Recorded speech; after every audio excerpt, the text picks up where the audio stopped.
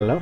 So I was actually gonna go and skip over getting the rest of these, but there was a quick note I wanted to make here.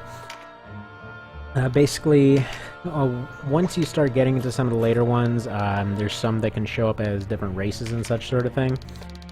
So the drop list I was looking at, let's see if he spawned again this time, was specifically listing a neutral elevation 18 hoplite, or hoplite, or whatever. Long story short, I went and I must have reset what was the equivalent of this guy in another fight, like, I don't know, 100-something times with no results. I was getting pretty pissed off, so I found another list that was a little bit more specific, because that other one I looked at didn't mention that the guy had to be a lizard. So, at any rate, friggin' this guy, apparently. So, figured I might as well show which one it was. Maybe somebody else might run into the same problem. Kind of unfortunate, because that was the one that was saying it was all the info in the same place. I wound up having to pull up a drop table.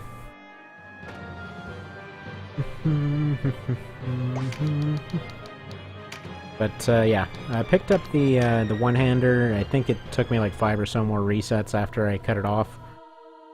But, that did turn out to be the right guy. Ended up picking up the book as well. It's actually a really easy fight with 2 liches or it's basically the blue variants of the liches and either witches or warlocks, depending on which one it is. So that one took a few tries, but did end up picking it up. That's all well and dandy.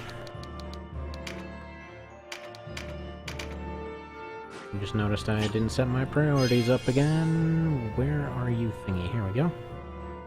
Priority high. Other than that, though, some of these later fights, it seems like they've broken down into either really easy or really difficult. Like this one, super easy. They just funnel themselves down. It's a bunch of classes that can't do a whole lot. And they've got a few ghosts up there, but quite frankly, a few inflagrante shots, and it's just trivial. Just basically what I was doing is using up every tile, having them go attack somebody else, moving on to another guy, having them use all of their tiles to try and reset this guy, and just nothing. A little bit frustrating. I'm glad that this other kind soul managed to put together a drop list. And that should not have been necessary. Like, I swear. Mentioned a few times, used to play RS back in the day.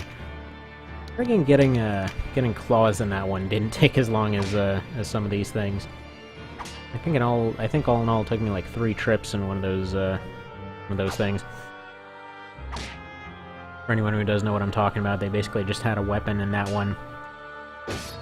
Pretty much introduced at the same time as they introduced a storyline bit that more or less erased all the story built up in the game at that point, but not even erased so much as just downright derailed.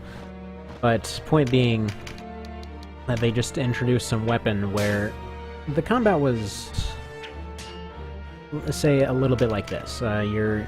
Basically your armor was entirely your evasion.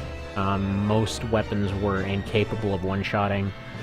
The idea was that it was like a fairly slow and methodical thing. Like the fastest that somebody would attack would be like tuk, tuk, tuk, and that would like slightly over a second. Oh well, by Canopus. That didn't go well.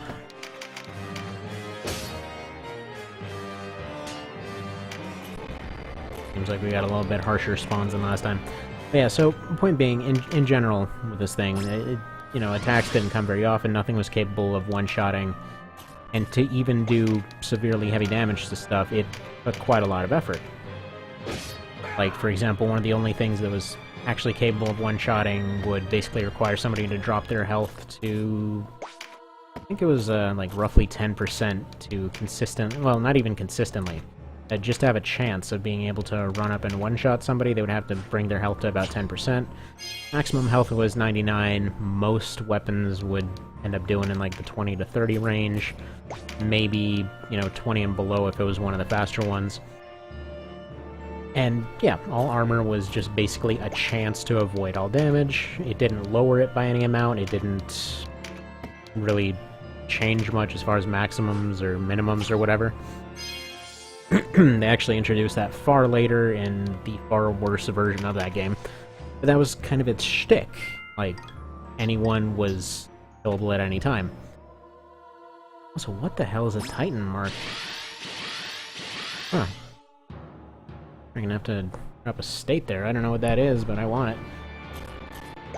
But at any rate, they decided, for whatever unknown reason, to go plop in a weapon that was actually capable of doing two things in a row that could easily one-shot somebody. So the fastest weapon up to that point was basically a knife. And that thing had essentially 4 opportunities to run up and double slash somebody. So if it maxed out at, say, 20, once somebody put all their buffs and everything else on, somebody still had a chance to heal themselves up. Like, if they saw it was coming, like, okay, that guy is going to hit me a bunch of times, I'm just going to start putting my healing stuff on right away. You basically just had chunks of health that got healed. And so you could pretty much save yourself. It was pretty rare that they wouldn't be able to heal in time. The only time that people ended up dying was either if they weren't paying attention or just didn't know what they were doing, or say they hit a lag spike or something like that. There was usually a way to avoid most problems. So they put this weapon in there that would do the same thing as that knife, except do 2 of them in a row, and would essentially be able to move just as fast as it could. So what resulted was somebody getting hit 8 times in a row, and, if that person got lucky, they only needed that one attack and that was it. And it completely broke stuff down for a while. Like, it got to the point where if you saw somebody pull those things out, you would just run. It's just, you knew that there was a chance that they would just touch you and you were dead. So, they started getting crafty with it. They started keeping them in their back pockets, starting to fight like normal. And then just out of nowhere, put all their weapons away, out come the claws, and you just got Wolverine to death. So, basically, if anybody was below 60%, very high chance that you were just boned at that point. Unless you were very well-armored kind of thing. So, so it goes, so it goes. Those things become ridiculously valuable. Like, the strongest weapon up to that point was worth... typically, the relatively highest hitting weapon that people could reasonably afford ended up costing about 10 million. Those things went up to like 40 overnight. So, naturally, people wanted to get them. And I actually ended up getting a pair of those things. And selling them because, quite frankly, mostly I was playing the game for story and hanging out with friends, and my internet connection sucked, so I had absolutely no reason to try PvP whatsoever. But, anyway, point being, those things were crazy valuable, really hard to get, and still, somehow the process of getting some of these cursed weapons was a little bit more frustrating. But at any rate, that's something that the mod's going to be fixing down the road. It's just when I'm referring to MMO-isms in the game, that's the kind of stuff I'm referring to. Oof. You know what, Bradford, your accuracy is getting to be a real problem. Like, I know you're attacking a guy head-on, but dang.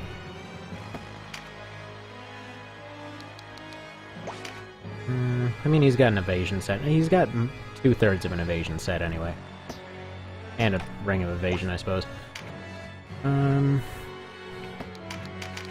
me go pew this guy and just back off for now. This is the guy we need, right? Yeah, the sea guy.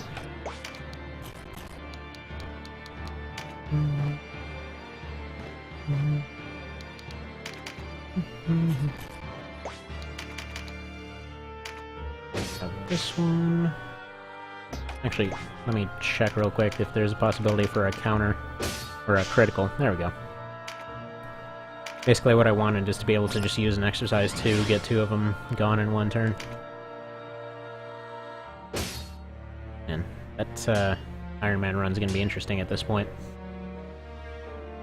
So I've mentioned before, started 2 Iron Man runs, one on the original and one on the mod, with the idea being... Oh, you're gonna die. With the idea there being to essentially try to get to the bottom of the Palace of the Dead and see if either one could actually manage it. Probably should have put a day limit on it now that I think about it.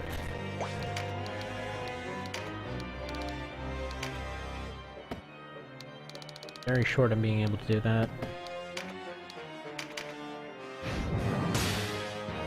Let's say...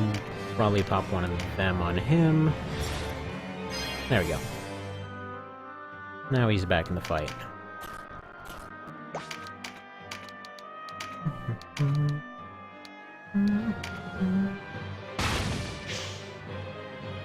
Another ghost bites the dust.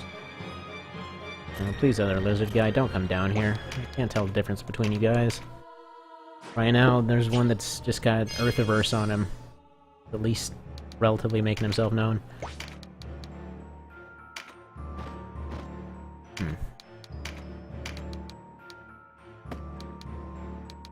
I'd probably just slow him down. Just until some of these things can be exercised out of the way. I'm assuming my double exorcism won't actually reach... Oh, it will. Okay.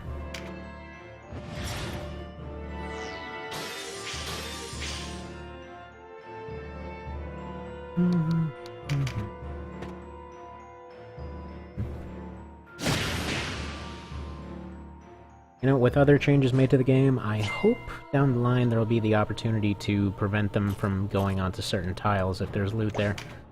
Or at least have a chance to avoid it.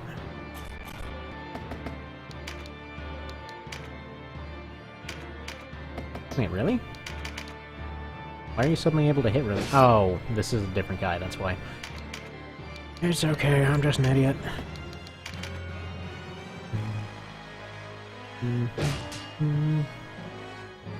Nice move. Nice move.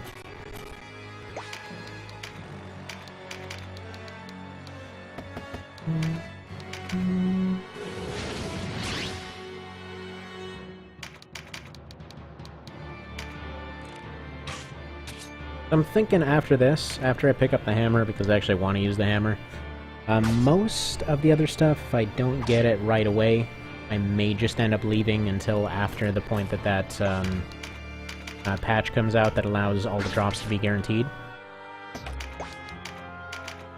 I know it's probably a little ways down the road, but quite frankly, most of them I don't really see a point in. Like the one for example for cudgels, yeah, that could be useful. That's probably one of the more useful ones that I see, but like the crossbow one, that thing relies almost entirely on its power. The gun one I'm just using for a very specific build, so I'm gonna pick up that, but you know, if somebody was using only a gun, it would be a little bit pointless, because again, it just relies entirely on the stats that it adds.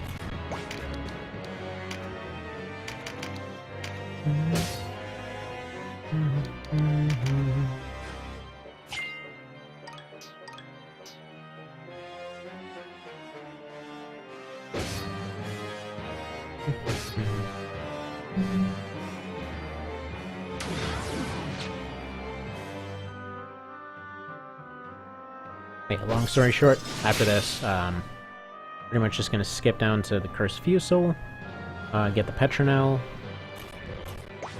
then skip down to floor 100, just show off that fight, see if anything is different from vanilla. I've never actually gone to that one in vanilla, so you know, we'll see how it goes. And yeah, then it'll be time to go test out the Beastmaster, test out the Wiki, just test out all the other cool stuff that's around. You know what? Notice moves here can't do a whole lot. Alright, who is there? Actually, you know what? Let me just chuck a rock at this guy, see if you can hit him. And there we go. Because it's time to save state. Alright, first things first. Check there. Will he drop a thing? Does he drop it? Yes, okay, there we go. So, way the hell easier. Also, that thing reminds me a little bit, that thing's like one of those toy hammers. Well, anyway, there it is, and, yeah, I'll come back for the Cursed Fusel. I'll probably leave a bunch of them just to test out that guaranteed drop thing down the line. Is there actually a point in that? I don't know. I'll decide if there's a point in that. Anyway, see you at that point.